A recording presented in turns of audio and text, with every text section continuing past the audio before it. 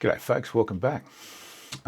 Australia likes to think of itself as a free country, and we pride ourselves on having a fair go, freedom to speak our minds, and laws that treat us equally. But the new Australian hate speech laws just move us in the opposite direction, and that's why every Australian should be concerned about them. It isn't about defending bad behaviour, it's about basic legal principles that protect everyone, especially the government, when they get it wrong. First problem with these laws, they criminalise speech based on how someone feels about it. Not what was actually said or intended, but how they feel. Traditionally, criminal law requires intent.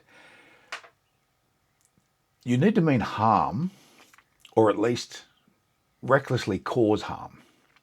But these new hate speech provisions offer offence through humiliation or perceived intimidation. That could be enough even if no harm was intended or no harm happened. That turns subjective feelings into evidence, and that's very, very dangerous. Because once the standard becomes someone felt offended, there's no clear line anymore. What offends you might be completely normal for me. What offends a whole group of rooms may offend one person. So it's not about normal discussion. And that creates an uncertainty, and uncertainty kills free speech. People stop speaking openly, not because they're guilty, but because they're afraid to speak. They're worried they might offend a protected subclass. The second problem, of course, is the burden of proof issue. It's being shifted away from the state. In a free society,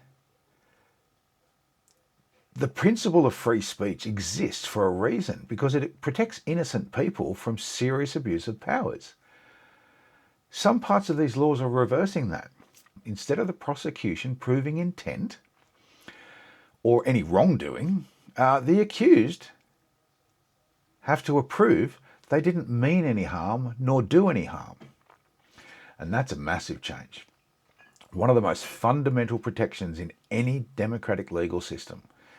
If the government can punish speech first and ask questions later, nobody is truly safe from its misuse. Some beliefs are protected and others are not. You don't have equality before the law anymore. You have government-approved ideas. And once the government decides which speech is allowed and which speech isn't, it's no longer about safety, it's about control and power. The third problem, these laws will be enforced unevenly. Not everyone will be targeted equally. Public figures, online creators, workers and tradespeople and ordinary Australians are far more exposed than an advocate or an activist or an institution aligned with the political power of the day. Just look at the anti-Jew rallies that were held on the weekend in Sydney. These rallies were banned by the New South Wales government, yet the police just stood there and watched. Actually, they shepherded them from one place to another, so it was no longer a rally, it was actually a protest, and that's banned. No one was arrested, so they'll be back next weekend because they can, because no one's going to do anything about it. Just last night, the police commissioner said, well, they're going to allow the Australia Day. And, of course, the commissioner came out last night and said he's going to allow the Invasion Day protest to happen on Australia Day. Well, that's supposed to be banned too. But no, letting a protest go from here to over there instead of from here to over there somehow gets around a New South Wales government ban. I guarantee if I stood on Macquarie Street steps, the AFP would be out there, or the Australian police would be out there in 5 minutes to arrest me and chuck me in jail because I'm not a protected species. History shows us very clearly vague speech laws are rarely used against the powerful. They're used against individuals who don't have lawyers, media teams, or political protection. That's not speculation, that's pattern recognition. Go and have a look at history. Go and have a look at everywhere the socialists have taken over. The fourth problem, they don't fix social division. They're actually encouraging social division. They're just making everything worse. Silencing people doesn't remove ideas, it drives them underground. It just hardens their resentment and destroys trust in everybody else. Open societies handle ideas by exposing them, debating them, rejecting them, not by criminalizing speech. As Charlie Kirk, the assassinated political commentator and speech giver, said, when speech dies, violence happens. So when governments decide what can be said, people don't become kinder, they just become quieter and angrier and more suspicious, and then finally violent.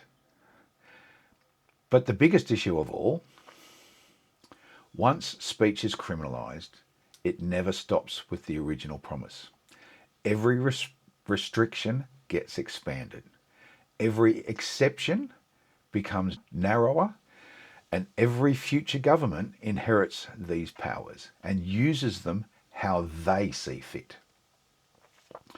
You might trust the people in charge today. I don't. But laws don't disappear when governments change. This is why you should care. This is why, whether you agree with these political laws or not, you should care. Free speech isn't about protecting popular opinion. It's about protecting your right to speak when your opinion is unpopular. Just next to me here, I'm going to post a photo posted by Barnaby Joyce.